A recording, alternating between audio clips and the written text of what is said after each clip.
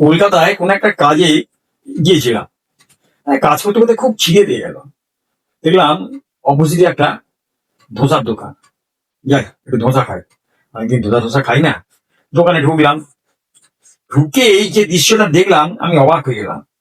দেখি একটা লোক, মানে ওই ব্ল্যাক স্টোন পাথরটা এখানে দাঁড়িয়ে রয়েছে, আর ঠিক তার 10-15 দূরে ওইদিকে দেখি একটা লোক, হ্যাঁ, অনেকগুলো প্লেট নিয়ে দাঁড়িয়ে রয়েছে।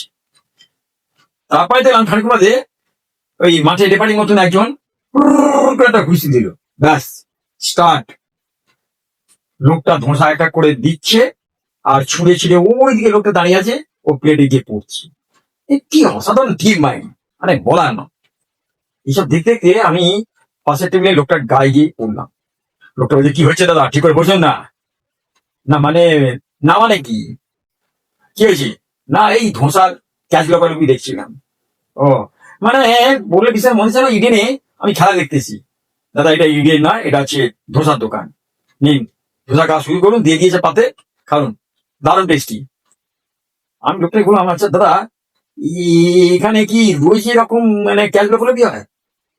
বলছে, হ্যাঁ, আপনি তো যদি এখান দিয়ে যান মাঝে মাঝে আসবেন, এসে দেখে যাবেন এখানে রোজই এরকম ক্যাচ লোকালুকি হয়। ধোসা টোসা খেয়ে রাস্তায় বেরোই, বেরিয়ে হাঁটছি। হাটটা যেন আমার ওই রকম একটা মানে সিস্টেমে চলতে লাগলো। হঠাৎ একটা লেডির গায়ে গিয়ে পড়লো, হাতটা পড়লো। ব্যাস, ঘাটের মরা। কি হলো, হাত নাড়ছেন কেন? না মানে ওই ধোসা খেয়ে এলাম তো, তা ধোসার সঙ্গে আপনার হাত নাড়ার সম্পর্ক কি, হ্যাঁ? যত সব। যাকে বাড়ি এলাম, বাড়ি এসে খাওয়া দাওয়া করে শুয়ে পড়েছি। মাঝরাত্রে হঠাৎ কি জানি আমার হাতটা কিভাবে গিন্নির গালে গিয়ে পড়লো। ব্যাস, গিন্নি হঠাৎ চেঁচিয়ে উঠে, তুমি আমাকে মারলে কেন?